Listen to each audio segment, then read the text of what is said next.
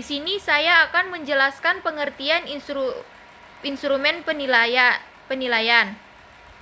Yaitu instrumen penilaian adalah alat yang digunakan untuk mengumpulkan dan mengukur data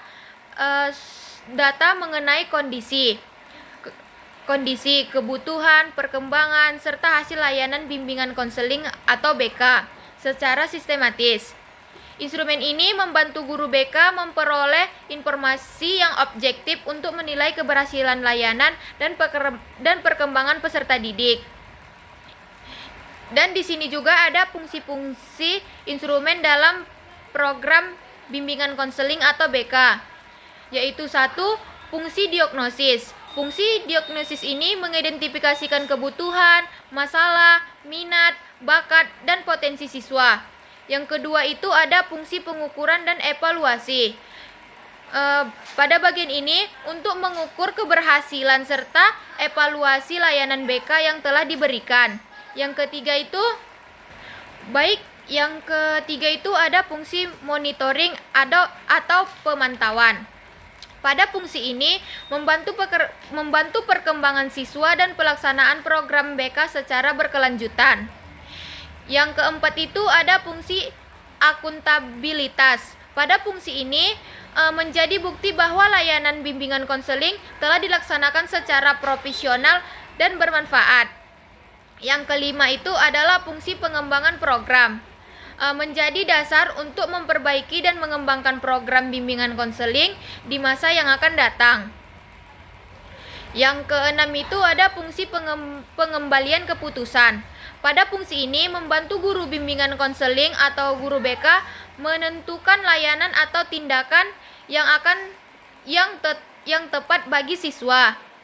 Yang ketujuh itu ada fungsi umpan balik atau flashback, memberikan masalah mengenai kelebihan dan kekurangan program bimbingan konseling atau guru BK.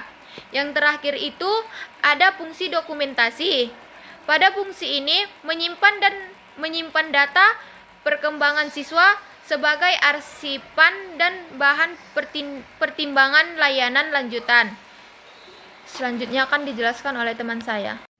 Baik, sini saya akan memaparkan tujuan dari penggunaan instrumen. Yang pertama itu mengukur efektivitas program BK, yang kedua mengidentifikasi kebutuhan dan permasalahan peserta didik, yang ketiga memperoleh data empiris yang valid dan reliable, yang keempat mendukung pengambilan keputusan berbasis bukti, yang kelima meningkatkan akuntabilitas dan transparansi program BK, yang keenam mengidentifikasi hubungan partisipasi siswa dengan hasil atau outcome, yang ketujuh memberikan umpan balik atau feedback bagi guru BK, dan yang kedelapan mendukung pengembangan profesional guru BK. Nah, di sini saya akan menjelaskan tentang komponen penilaian, karena tadi sebelumnya teman saya sudah menjelaskan yaitu tujuan dari penggunaan instrumen. Nah, di mana ini saya membagi menjadi 5 poin. Kami membagi menjadi 5 poin. Di sini saya kebetulan mendapat menjelaskan 2 poinnya.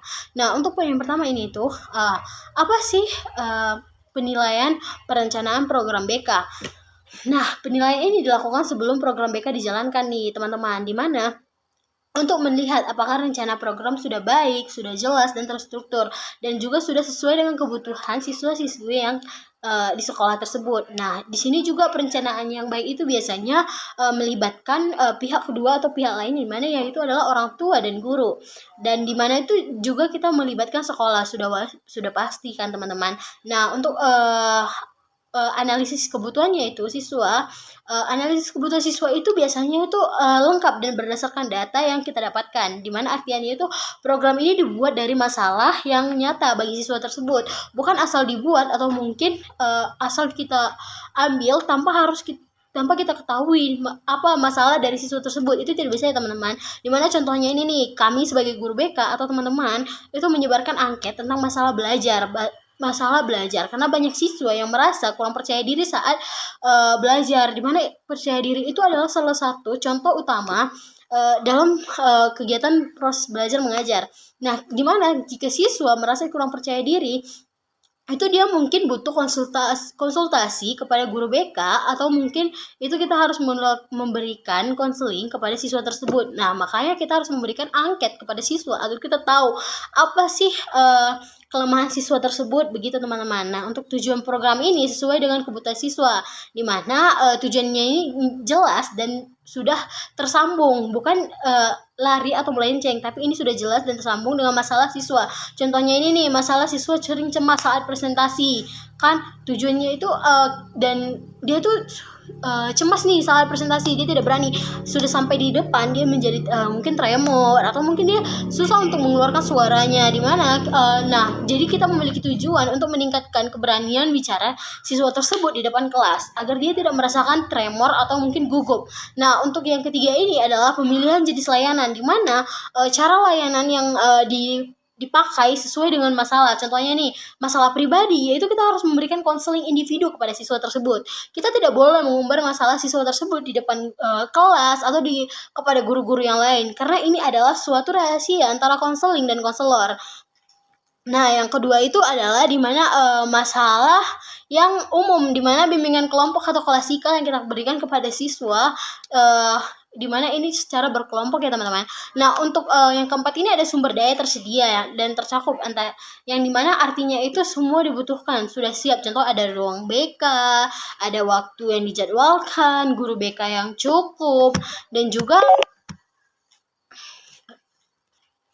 nah, yang kelima ini ada administrasi program lengkap. Nah, di mana program ini sudah tersusun rapi. Contohnya itu ada program tahunan, ada program jadwal, ada mungkin program bulanan atau rencana kegiatan harian. Nah, yang keenam ini adalah sesuai aturan pendidikan. Kita tidak boleh asal-asalan, teman, karena di mana program ini tidak melanggar aturan. Jadi ini kita harus melakukannya itu sesuai dengan aturan pendidikan. Nah, contohnya ini mengikuti kurikulum dan juga sesuai dengan kebijakan sekolah itu sendiri dan kebijakan pemerintah. Nah, untuk poin besar yang kedua yaitu penilaian pelaksanaan program BK, di mana penilaian ini dilakukan saat program berjalan untuk melihat apakah kegiatan itu benar-benar terjadi dengan baik atau hanya sesuai dengan rencana, atau itu hanya formalitas saja teman-teman di sekolah tersebut, tapi itu tidak berjalan dengan baik.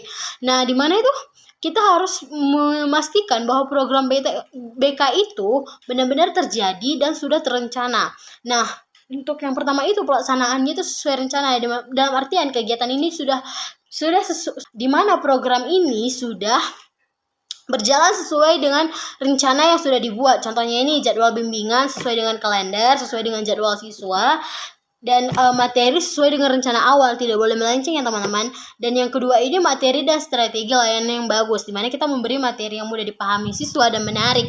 Mungkin kita bisa menambahkan di tengah-tengah materi itu ice breaking, atau mungkin kita membuat PPT yang berwarna-warni agar bisa menarik perhatian siswa tersebut. Nah, teman-teman, untuk yang kedua ini materi dan strategi layanan yang bagus, dimana artinya materi yang mudah dipahami dan menarik. Kita bisa memakai video edukasi atau game yang biasa kita tahu itu seperti quizzes, Kahoot, ya kan teman-teman, dan tidak hanya full ceramah, karena full ceramah saja itu bisa membuat siswa itu jenuh, bosan. Mungkin kita bisa menambahkan sedikit ice breaking di tengah-tengah pembelajaran tersebut. Nah, yang ketiga ini siswa aktif berpartisipasi, di mana siswa ikut terlibat atau lebih tepatnya tidak pasif nih teman-teman. Kita harus mengajak siswa untuk berani mengeluarkan argumennya, berani mengeluarkan suaranya di tengah-tengah materi tersebut. Nah, untuk yang keempat ini guru BK, di mana kita sebagai guru BK harus kompeten atau di mana mampu mengajar dengan baik. Artinya itu guru BK bisa membimbing dengan baik. Nah, contohnya nih, dia dapat menjelaskan dengan jelas, tidak bertele-tele, dan mudah dipahami oleh siswa tersebut. Dan dia juga, kita sebagai guru BK harus ramah kepada siswa, karena di mana-mana itu guru BK dikenal sebagai guru yang sangat tegas, atau lebih tepat killer kan teman-teman. Itu sebenarnya hanya anggapan atau argumen siswa tersebut, di mana guru BK sebenarnya kita sebagai guru BK harus melakukan pendekatan kepada siswa tersebut agar siswa tersebut bisa merasakan bahwa kita itu tidak hanya sekedar kejam, tapi kita juga ingin melakukan pendekatan kepada siswa tersebut dengan melakukan penjelasan materi dengan ramah, mudah dekati. Mungkin kita bisa dengan mudah mendekati siswa, mungkin mengajak bicara siswa, atau kita bisa mengelola kelas. Nah, untuk poin yang kelima ini yaitu adalah menggunakan waktu yang tepat, di mana kita sering bisa melihat di mana guru-guru atau guru mata pelajaran atau mungkin guru yang lain lah ya teman-teman, dia sering mengambil waktu istirahat siswa nih teman-teman, dimana kita sebagai guru tidak bisa mengambil waktu istirahat siswa karena di mana-mana waktu istirahat siswa itu adalah hak siswa tersebut. Jadi kita tidak boleh mengambil istirahat siswa karena kegiatan itu terlalu lama atau terlalu cepat, mungkin dapat membuat siswa itu tidak, guru BK ini tidak menyenangkan begitu teman-teman. Nah, contohnya itu memulai dan menyelesaikannya itu sesuai dengan jadwal, sesuai dengan jam waktu yang telah diberikan, yang ada di roster. Nah, dan semua materi sempat dibahas begitu. Jadi kita tidak berulang-ulang lagi. Nah, untuk poin yang terakhir atau poin yang keenam itu, di mana administrasi dan dokumentasi itu rapi. Semua kegiatan dicatat dengan baik. Contohnya ini nih, ada laporan kegiatan, ada daftar hadir siswa, ada juga catatan hasil layanan. Oke, selanjutnya itu penilaian perorganisasian program BK. Penilaian perorganisasian program BK bertujuan untuk mengetahui apakah pengelolaan program BK telah berjalan dengan baik dan terstruktur. Aspek yang dinilai meliputi struktur organisasi, pembagian tugas, kompetensi guru BK, ketersediaan sarana dan prasarana, serta koordinasi antar pihak yang telah terlibat. Penilaian ini penting untuk mengetahui dan memastikan seluruh sumber daya dapat memanfaatkan secara efektif sehingga pelaksanaan layanan BK berjalan lancar dan mencapai tujuan yang telah ditetapkan. Selanjutnya itu monitoring program BK. Monitoring program BK adalah kegiatan pemantauan yang dilakukan secara terus-menerus selama program berlangsung. Monitoring bertujuan untuk mengetahui perkembangan pelaksanaan layanan, tingkat partisipasi peserta didik, kualitas layanan yang diberikan, serta penggunaan sumber daya yang tersedia. Melalui monitoring, guru BK dapat menemukan hambatan atau kendala sejak dini sehingga dapat segera melakukan perbaikan agar program tetap berjalan sesuai rencana. Selanjutnya itu evaluasi program. Evaluasi program BK merupakan proses penilaian keberhasilan program setelah melaksanakan evaluasi. Dilakukan untuk mengetahui sejauh mana tujuan program telah tercapai dan dampak terhadap perkembangan siswa, baik dalam aspek akademik, sosial, emosional, maupun karir. Selain itu, evaluasi juga mengukur tingkat kepuasan peserta didik dan pihak terkait setelah layanan BK berhasil dievaluasi, digunakan sebagai dasar untuk memperbaiki dan mengembangkan program BK pada periode berikutnya agar efektif dan sesuai dengan kebutuhan peserta didik. Kemudian ada jenis-jenis instrumen penilaian. Yang pertama itu kuesioner atau angket. Kuesioner atau angket kan sudah sangat sering kita jumpai, terutama saat kita melakukan mini riset. Nah, di kuesioner atau angket ini adalah suatu bentuk pernyataan-pernyataan yang berhubungan langsung dengan siswa. Contohnya, saya merasa sedih hari ini. Nah, atau saya sangat bersemangat ketika sekolah. Nah, nanti di sini anak-anak akan memilih setuju, tidak setuju, atau sering, selalu, dan lain sebagainya. Yang kedua ada lembar observasi.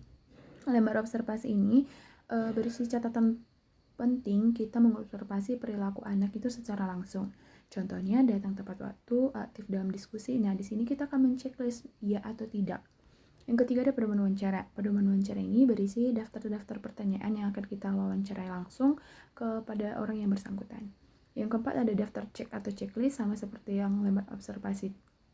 Yang kedua, daftar cek ini juga mengamati siswa secara langsung dan menceklis yang sesuai atau ya dan tidak. Yang kelima ada skala penilaian. Nah, di sini kita akan merating scale dari skala 1 sampai 5. Yang keenam ada portofolio. Portofolio ini berisi catatan-catatan penting tentang perkembangan sang anak. Contohnya itu sertifikat sang anak atau catatan perkembangan guru BK. Yang ketujuh ada tes psikologis. Tes psikologis ini adalah suatu alat ukur untuk mengukur kemampuan siswa. Nah, ini biasanya digunakan dan diukur oleh orang yang sudah profesional. Contoh dari tes psikologis ini adalah seperti tes inteligensi atau tes IQ. Selanjutnya itu ada cara menyusun instrumen penilaian. Yang pertama itu ada menentukan tujuan penilaian. Maksudnya itu apa yang ingin diukur, misalnya sikap, pengetahuan dan keterampilan. Yang kedua itu ada mengidentifikasi aspek dan indikator. Maksud dari ini itu menentukan bagian-bagian yang dinilai dan tanda-tandanya. Yang ketiga itu ada memilih jenis instrumen. Contohnya itu ada angket, tes, dan observasi. Yang keempat ada menyusun kisi-kisi. Menyusun kisi-kisi ini maksudnya rancangan isi instrumen agar terarah. Yang kelima itu ada menulis butir instrumen, membuat pertanyaan atau pernyataan. Yang keenam itu ada validasi atau uji ahli. Maksud dari kalimat ini dicek oleh ahli apakah sudah sesuai. Yang ketujuh itu ada uji coba. Atau bisa disebut juga pilot tes. Dicoba untuk responden kecil dulu. Selanjutnya itu ada hambatan. Masalah yang sering terjadi itu terbagi dua, yaitu instrumen yang belum terukur dengan baik atau yang dimaksud dengan penilaian jadi subjektif. Yang kedua itu ada kemampuan guru BK terbatas. Maksudnya sulit membuat dan menganalisis instrumen yang valid. Selanjutnya itu ada solusi. Cara mengatasinya, yang pertama itu ada mengembangkan instrumen yang jelas dan terukur dengan menggunakan indikator spesifik, skala atau instrumen yang sudah terbukti. Yang kedua itu ada peningkatan kompetensi guru.